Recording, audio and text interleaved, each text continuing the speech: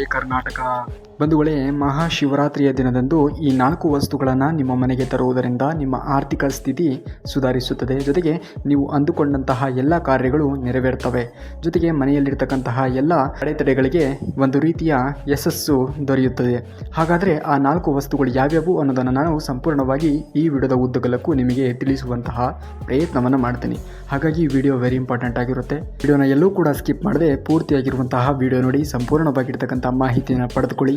ಹಾಗೆ ನೀವು ಏನಾದರೂ ಶಿವನ ಭಕ್ತರಾಗಿದ್ದರೆ ಓಂ ನಮಃ ಶಿವಾಯ ಎಂದು ಕಾಮೆಂಟ್ ಮಾಡಿ, ಜೊತೆಗೆ ವಿಡಿಯೋಗೆ ಲೈಕ್ ಮಾಡಿ. ಮತ್ತೆ ತಡ, ಬನ್ನಿ ಇವತ್ತಿನ ವಿಡಿಯೋನ ಪ್ರಾರಂಭ ಮಾಡೋಣ.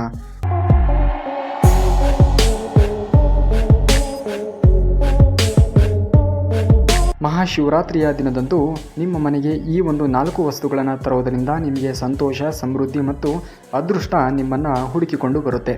ಮಹಾಶಿವರಾತ್ರಿಯ ದಿನ ಮನೆಗೆ ಯಾವ 4 ವಸ್ತುಗಳನ್ನು ತರಬೇಕು, ಮಹಾಶಿವರಾತ್ರಿಯ ದಿನ ಈ 4 ವಸ್ತುಗಳನ್ನು ತಂದರೆ ಅದೃಷ್ಟ ಹೇಗೆ ನಿಮಗೆ ಒಲಿಯುತ್ತದೆ ಅನ್ನೋದನ್ನು ಕುರಿತು ನೋಡೋದಾದರೆ, ಬಂಧುಗಳೇ, ಮಹಾಶಿವರಾತ್ರಿಯ ದಿನ ಉಪವಾಸ ಆಚರಿಸಿ ಪೂಜೆ ಮಾಡುವುದರಿಂದ ಶಿವನ ಆಶೀರ್ವಾದ ಸಿಗುತ್ತದೆ ಮತ್ತು ಎಲ್ಲ ದುಃಖಗಳು ದೂರವಾಗುತ್ತವೆ ಎಂಬ ನಂಬಿಕೆ ಇದೆ. ಮಹಾಶಿವರಾತ್ರಿಯ ದಿನದಂದು ಶಿವನ ಆಶೀರ್ವಾದವನ್ನು ಪಡೆಯಲು ಹಲವು ರೀತಿಯ ಕ್ರಮಗಳನ್ನು ಕೈಗೊಳ್ಳಲಾಗ್ತದೆ. ಶಾಸ್ತ್ರದ ಪ್ರಕಾರ ಮಹಾಶಿವರಾತ್ರಿಯ ದಿನದಂದು ಶಿವನಿಗೆ ಸಂಬಂಧಿಸಿರತಕ್ಕಂತಹ ಕೆಲವು 4 ವಸ್ತುಗಳನ್ನು ನೀವು ಮನೆಗೆ ತಂದ್ರಿ ಅಂತಂದರೆ ಆಶೀರ್ವಾದ, ಜೊತೆಗೆ ನಿಮಗೆ ನೀವು ಅಂದ್ಕೊಂಡಿರ್ತಕ್ಕಂತಹ ಎಲ್ಲ ರೀತಿಯ ಕಾರ್ಯಗಳು ನೆರವೇರ್ತವೆ.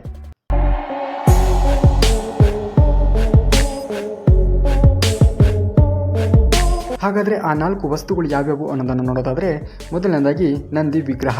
ಬಂಧುಗಳೇ, ನಂದಿಯು ಭಗವಾನ್ ಶಿವನಿಗೆ ಅತ್ಯಂತ ಪ್ರಿಯವಾಗಿರ್ತಕ್ಕಂತಹ ಮತ್ತು ಆತನ ವಾಹನವೂ ಕೂಡ ಹೌದು. ಮಹಾಶಿವರಾತ್ರಿಯ ಪುಣ್ಯ ದಿನದಂದು ಮನೆಯಲ್ಲಿ ನಂದಿಯನ್ನು ಪ್ರತಿಷ್ಠಾಪನೆ ಮಾಡುವುದರಿಂದ ಶಿವನಿಗೆ ಬಹಳ ಪ್ರಿಯವಾಗಿರ್ತಕ್ಕಂಥದ್ದಾಗಿರ್ತದೆ. ಜೊತೆಗೆ ನೀವು ಬೆಳ್ಳಿಯಿಂದ ಮಾಡಿದ ನಂದಿಯ ಸಣ್ಣ ಪ್ರತಿಮೆಯನ್ನು ತಂದು ಇಡಬಹುದು. ನೀವು ಈ ರೀತಿ ಮಾಡುವುದರಿಂದ ನಿಮ್ಮ ಆರ್ಥಿಕ ಸ್ಥಿತಿಗತಿಗಳು ಸುಧಾರಣೆಯಾಗ್ತವೆ. ಜೊತೆಗೆ ನೀವು ಈ ಒಂದು ನಂದಿಯನ್ನು ನೀವು ಯಾವ ಸ್ಥಳದಲ್ಲಿ ಹಣವನ್ನು ಕೂಡಿಡ್ತೀರೋ ಆ ಒಂದು ಸ್ಥಳದಲ್ಲಿ ಇಟ್ಟು ಇದನ್ನು ಪೂಜೆಯನ್ನು ಕೂಡ ಮಾಡಬಹುದು. ಮಹಾಶಿವರಾತ್ರಿಯ ದಿನದಂದು ಏಕಮುಖಿ ರುದ್ರಾಕ್ಷಿಯನ್ನು ಮನೆಗೆ ತನ್ನಿ. ರುದ್ರಾಕ್ಷಿಯಲ್ಲಿ ಹಲವು ವಿಧಗಳಿವೆ, ಆದರೆ ಒಂದು ಮುಖದ ರುದ್ರಾಕ್ಷಿಯನ್ನು ಶಿವನ ರೂಪವೆಂದು ಪರಿಗಣಿಸಲಾಗುತ್ತದೆ. ಇದಲ್ಲದೆ ಹಿಂದೂ ಧರ್ಮದಲ್ಲಿ ರುದ್ರಾಕ್ಷಿಯನ್ನು ಸಂತೋಷ, ಶಾಂತಿ ಮತ್ತು ಸಮೃದ್ಧಿಯ ಸಂಕೇತವೆಂದು ಪರಿಗಣಿಸಲಾಗುತ್ತದೆ. ಮಹಾಶಿವರಾತ್ರಿಯ ದಿನದಂದು ರುದ್ರಾಕ್ಷಿಯನ್ನು ತಂದು ಶಿವನ ಮಂತ್ರವನ್ನು ಪಠಿಸುತ್ತಾ ಆ ರುದ್ರಾಕ್ಷಿಗೆ ಅಭಿಷೇಕವನ್ನು ಮಾಡಿ ಪೂಜಿಸಿದ ನಿಮಗೆ ಸುಖ, ಶಾಂತಿ, ಸಮೃದ್ಧಿ ಪ್ರಾಪ್ತಿಯಾಗ್ತವೆ. ಮಹಾಶಿವರಾತ್ರಿಯ ದಿನದಂದು ಶಿವಲಿಂಗದ ಆರಾಧನೆಗೆ ವಿಶೇಷವಾಗಿರ್ತಕ್ಕಂತಹ ಸ್ಥಾನಮಾನದ ಜೊತೆಗೆ ಒಂದು ಮಹತ್ವವನ್ನು ಕೊಡಲಾಗಿದೆ. ಮಹಾಶಿವರಾತ್ರಿ ಪೂಜೆಯು ಶಿವಲಿಂಗ ಅಭಿಷೇಕವಿಲ್ಲದೆ ಅರ್ಥಹೀನ ಎಂದು ಅನಿಸಿಕೊಳ್ಳುತ್ತದೆ. ಶಾಸ್ತ್ರದ ಪ್ರಕಾರ ಮಹಾಶಿವರಾತ್ರಿಯ ದಿನ ರತ್ನದ ಶಿವಲಿಂಗವನ್ನು ಮನೆಗೆ ತಂದು ಪೂಜಿಸಿದರೆ ಗ್ರಹದೋಷ ನಿವಾರಣೆಯಾಗುವುದು.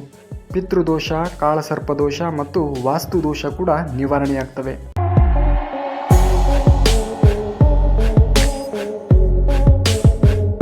ಶಿವನಿಗೆ ಬಹಳ ಪ್ರಿಯವಾಗಿರ್ತಕ್ಕಂತಹ ಎಲೆ ಯಾವುದು ಅಂತಂದರೆ ಅದು ಬಿಲ್ಪತ್ರೆ.